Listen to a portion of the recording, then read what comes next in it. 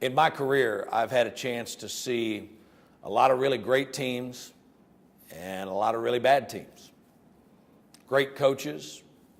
I've seen guys who have been fabulous assistant coaches but couldn't make that transition to be a head coach. I've seen great players in games that didn't mean a lot, and then guys that could really rise to the occasion.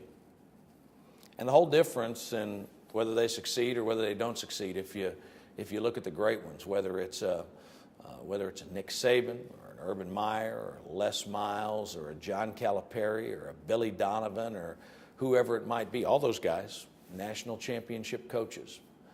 They're guys that are able to identify what it is they want to do. They're guys that have an absolute plan in terms of how to get there.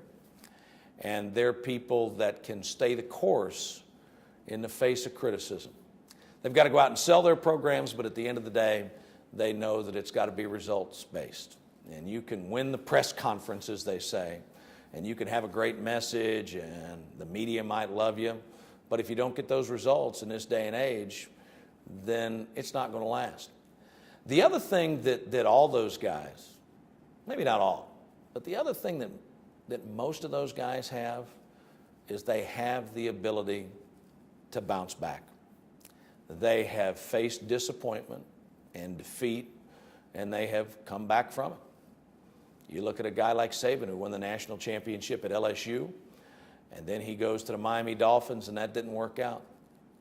And look what's happened ever since he came back to Alabama. Billy Donovan was a guy who started out as a Wall Street broker and called his buddy Rick Pitino and said, hey, I want to get into coaching. Okay, fine. So he gets into coaching, look what he's accomplished. And he took that Orlando Magic job for about a day before he decided he had a great gig and made the right decision there in Gainesville. A guy like Calipari, you know, he was doing well. He was on that college fast track, and he goes to the NBA, and he gets fired by the Nets.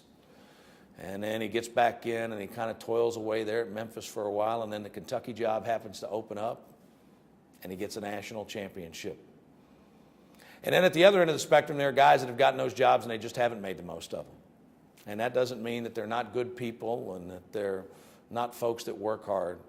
But in order to succeed, those guys that really succeed, they get it. They get everything about it, from the PR to the on the field. But the other thing they get to is that nothing is too small. Nothing is too small to avoid. Nothing is too small to double check. Nothing is so small that you better ever think that it won't affect you, because it could. And those folks that sweat the small stuff, they're the people that have those championship rings.